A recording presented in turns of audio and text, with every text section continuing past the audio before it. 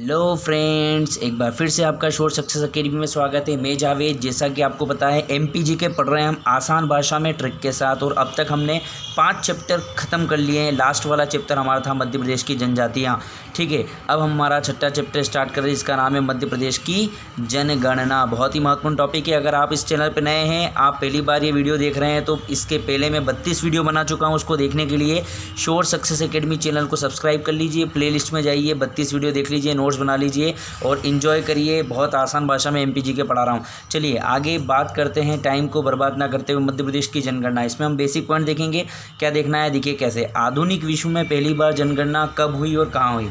आधुनिक विश्व में पहली बार जनगणना, इसका मतलब ये है कि पहली बार किस देश ने जनगणना करने का काम स्टार्ट किया। तो आप बताएंगे स्वीडन, 1749। अब याद कैसे करेंगे, देखिए बड़ा स्वीट काम था, ये बड़ा स्वीट काम था। स्वीट काम क्यों था सर? अरे यार मुझे बताओ, अगर आपको आपके देश की जनसंख्या ही नहीं पता होगी तो क्या आप कैसे बता सकेंगे कि उसको मैनेज करने के लिए रिसोर्सेज क्या चाहिए, उनको मैनेज करने के लिए स्कूल कितने चाहिए, हॉस्पिटल कितने चाहिए, जो भी आप उनको राशन बांटने वाले वो कितना चाहिए, एससी एसटी ओबीसी जनरल, इनका बाइफरकेशन कैसे करेंगे जब तक आपको ये नहीं पता कि हमारे राष्ट्र की जनसंख्या कितनी है, पुरुष कितने हैं, महिलाएं कितनी है। तो स्वीट काम हुआ कि नहीं हुआ? और जो पहले करेगा वो तो यार बहुत स्वीट कहा जाएगा कि यार पहले सबसे पहले इसने काम किया। तो प्रश्न पूछा जाएगा कि आधुनिक विश्व में पहली बार जनगणना कहाँ पे हुई, तो आप बताएंगे स्वीडन में। स्वीट काम था, स्वीट काम किया 1749।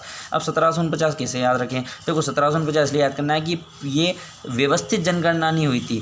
पहली बार दशकीय जनगणना, मतलब हर साल में हम जनगणना को गिनेंगे और उसके हिसाब से हम देश को आगे बढ़ाने के लिए योजनाएं लागू करेंगे। तो ये तो अमेरिका ने करी, मतलब ये क्या थी, अव्यवस्थित थी, मतलब इसमें कुछ कमियां थी। तो देखो 1749 पे रुक गया, 50 नहीं हो पाया। 50 हो जाती तो हम क्या बोल देते, कंप्लीट हो गया, लेकिन नहीं हो पाया। ठीक है, तो आधुनिक विश्व में पहली बार जनगणना स्वीडन में हुई 1749।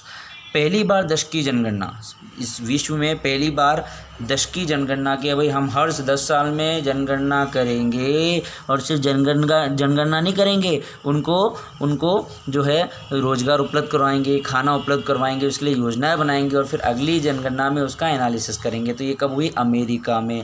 और इसको तो याद करना आसान है यार, विकासशील देश है सबसे आगे पूरे विश्व में। अगर आपसे कोई भी पूछ ले, किसी भी अनपढ़ व्यक्ति से पूछ लो कि सबसे ज़्यादा पढ़े लिखे लोग, टेक्नोलॉजी वाले लोग, सबसे देश पूरे विश्व में सबसे आगे देश कौन सा है, समझदार देश कौन सा है, तो आप बताएंगे अमेरिका देश है। 1790 में लागू हुई थी। ठीक है, अब बात करते हैं ब्रिटेन की जनगणना। तो आप बोलेंगे सर ये क्या बात हुई? ये समझ में आता है कि पहले इसने स्टार्ट किया, ये समझ में आता है कि दशकी में पहले स्टार्ट किया। अब ऐसे तो 200 देश है, क्या सबकी लिखवाओगे क्या कि ब्रिटेन ने कब करी, अफ्रीका ने कब करी, कनाडा ने कब करी? अरे भाई ब्रिटेन कौन है पता है आपको? ब्रिटेन वो देश है जिसने हमारे ऊपर राज किया है ना। 15 अगस्त बनाते हो ना, तो अंग्रेजों से आज़ादी पाई थी आपने, तो अंग्रेजों से आज़ादी पाई थी, तो अंग्रेजों में जनगणना कब स्टार्ट हुई ये तो पता होना चाहिए ना। ब्रिटेन ने हमारे ऊपर राज किया है। ठीक है, तो ब्रिटेन की जनगणना 1801 में। सर ये कैसे याद होगा? अरे ये तो और आसान है, ब्री को हटा दो, क्या बचा? 10। क्या 0 1 को उल्टा लिख दूँ तो 10 बन रहा है कि नहीं बन रहा है? बताओ जल्दी से, ये 10 हुआ कि नहीं हुआ? अगर समझ में आ रही है ट्रिकें, ये ट्रिकें कोई नहीं बताएगा। सन वाली ट्रिकें भी बता रहा हूँ मैं आपको, ढूंढ लेना पूरा यूट्यूब, कहीं नहीं मिलने वाला ऐसा लेक्चर आपको। तो लाइक और शेयर जरूर कर दीजिएगा अगर मेरी मेहनत सार्थक लग रही तो। ब्रिटेन की जनगणना, टेन दिख रहा है 1801। ठीक है, 1810 मत कर देना, उल्टा 10 है। ठीक है, तो ब्रिटेन की जनगणना 1801। ठीक है, भारत में अब आ जाते हैं हमारे देश पे। भारत में सर्वप्रथम जनगणना कब हुई? 1872 में। लेकिन याद रहे ये अव्यवस्थित थी, दशकी नहीं थी। किसने की? लॉर्ड मेयो, उस समय गवर्नर जनरल था लॉर्ड मेयो। तो देखो उसको कैसे याद रखेंगे? 1872 तो ठीक है, मेयो कैसे याद रखेंगे? देखो, तो मैंने यूं ही चालू कर दी, अपन बोलते हैं ना मालवी भाषा में। अरे 1872 में जनगणना करी, कोई व्यवस्थित आंकड़े तो उपलब्ध नहीं करवाया तुमने, है ना। अमेरिका ने पूछा भारत से, अरे हमने तो यूं ही कर दी, मैंने तो यूं ही चालू कर दी, है ना। लॉर्ड मेयो ने क्या बोला? मैंने तो यूं ही चालू कर दी, एक बार करके तो देखें, अगली बार से देखेंगे। ठीक है, तो भारत में सर्वप्रथम जनगणना 1872, मैंने यूं ही ऐसे ही, जलते बोलते कैसे अपन, मैंने ऐसे ही चालू कर दी, लेकिन अपन जनरली जो बात करते हैं ना, मैंने यूं ही चालू कर दी, है ना। तो मैंने यूं ही मतलब अव्यवस्थित। 1872 भारत में सर्वप्रथम दशकीय जनगणना, ये महत्वपूर्ण है।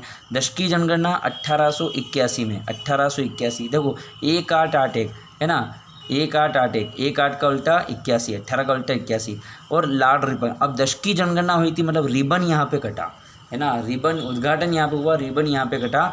तो भारत में सर्वप्रथम दशकीय जनगणना हुई 1881 में, लॉर्ड रिबन कटा 1881 में। पहले जनगणना आयुक्त, पहले जनगणना आयुक्त कमिश्नर कौन थे भाई? कोई ना कोई तो होगा ना जो इसकी जिम्मेदारी लेगा कि जनगणना में करवा रहा हूँ। तो कौन था? W W Plowden. कैसे याद रखें? तो इसके साथ याद रखिए, भारत में सबसे पहले जनगणना कब हुई व्यवस्थित? 1800। लॉर्ड रिपन यानी कि रिबन यानी कि रिबन डन कर दिया, रिबन को काट दिया, डन कर दो, यस कर दिया, लॉर्ड रिपन है ना। भारत में सर्वप्रथम दशकीय जनगणना लॉर्ड रिपन काटा तो डन कर दिया, डब्ल्यू प्लॉडेन। आगे बात करते हैं स्वतंत्र भारत। हमारा देश 1947 में आज़ाद हुआ, लेकिन आपको पता है हर 10 साल में जनगणना हुई। 1941 में हुई होगी, 1941 में देश आज़ाद नहीं हुआ था। 1951 में जनगणना हुई थी, 1991 में देश आज़ाद हो चुका था। तो स्वतंत्र भारत की यानी कि 1951 के जनगणना आयुक्त कौन थे? तो R.A. गोपाल स्वामी। यहाँ अंग्रेज़ था क्योंकि राज्य भी अंग्रेजों का था, यहाँ भारतवासी था क्योंकि भारत ने अपना शासन स्थापित कर लिया था। तो स्वतंत्र भारत के जनगणना आयुक्त R.A. गोपाल स्वामी। गोपाल जी याद रख लीजिए, गोपाल जी एक कॉमन नेम है इंडियन में। गोपाल जो नाम था वो जनरली अभी भी आपको मिलता है। और स्वामी इसलिए कहेंगे कि यार इतनी बड़ी जनसंख्या को हैंडल कर रहा है तो यार स्वामी तो लगाएंगे ना। तो स्वतंत्र भारत के जनगणना आयुक्त R.A. गोपाल स्वामी। 2011 अभी रिसेंटली 2011 में हुई है और 2021 में होने वाली है। तो 2011 के जनगणना आयुक्त कौन थे? चंद्रमौली। सी मतलब हम देखेंगे अभी तक 2011 से 2021 के बीच में जो भी वैकेंसी निकलेगी हम आंकड़े कहाँ से देखेंगे? 2011 से। तो 2011 के आंकड़े सी यानी देखना, याद हो रहा है कि नहीं हो रहा है? 2011 के आंकड़े सी करेंगे, देखेंगे, ठीक है। अभी तक वर्तमान 2021 की जनगणना आयुक्त कौन है? तो श्री शैलेश। इसे कैसे याद रखेंगे? ले को हटा दो शेष। 2021 की जनगणना हो गई क्या? नहीं हुई, मतलब इसकी जनगणना होना क्या है? शेष है। वर्तमान भाई 2011 की हो गई है तो आंकड़े परीक्षा में आएंगे तो किसके देखेंगे? सी के देखेंगे। किसके देखेंगे? 2011 के सी करेंगे, ठीक है। और वर्तमान में हुई क्या? नहीं, तो देखेंगे कहाँ से? 2021 में तो आंकड़े आएंगे और अभी तो कोरोना चल रहा है तो पता भी नहीं 2021 में आ पाएंगे कि 2022-23 हो जाएगा, ठीक है। तो श्री शैलेश शेष। विश्व जनसंख्या दिवस कब मनाया जाता है? तो आप बताएंगे 11 जुलाई को। मध्य प्रदेश जनसंख्या नियंत्रण दिवस कब मनाया जाता है? 11 मई। दोनों याद रखना है, विश्व और भारत का 11 जुलाई और मध्य प्रदेश का 11 मई है ना। मध्य प्रदेश की जनसंख्या के बारे में जो है विचार वगैरह किया जाता है 11 मई। जनगणना संघ सूची का विषय। 3 विषय सूचियाँ हैं, संघ सूची, राज्य सूची और संवर्ती सूची। संघ सूची यानी कि केंद्र सूची, राज्य सूची मतलब स्टेट की सूची और संवर्ती मतलब दोनों मिला के नियम बनाती है। तो जनगणना संबंधी सारे जो अधिकार होते हैं, कौन करेगा, किसकी ड्यूटी लगेगी, केंद्र सरकार निर्धारित करती है। और ये अनुच्छेद कायम है 2, 4, 6, 2 का पहाड़ा है, 2 दूनी 4, 2 तिया 6, 2, 4, 6, ये याद हो जाएगा। 2011 की जनगणना भारत की कौन सी जनगणना है? देखो 2011 की जनगणना भारत की कौन सी है, 2011 की जनगणना मध्य प्रदेश की कौन सी है और 2011 की जनगणना स्वतंत्रता प्राप्ति की बात की कौन सी गणना है। ये तीनों याद नहीं रखना है। क्यों? मैं आपको याद करना, मैं इनको निकालना बताता हूँ।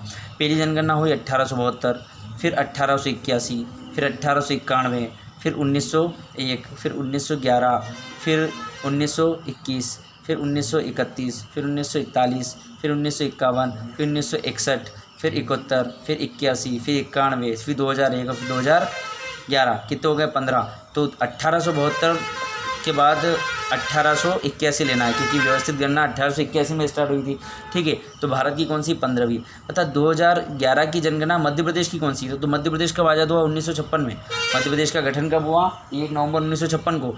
और जनगणना कब हो गई थी? 1951 की, तो वो तो काउंट ही नहीं हुई। तो पहली जनगणना कब स्टार्ट होगी? 1961। तो 1961 1, 1971, 1981, 1991, 2001, 2011। तो मध्य प्रदेश की कौन सी होगी? 6ठी होगी।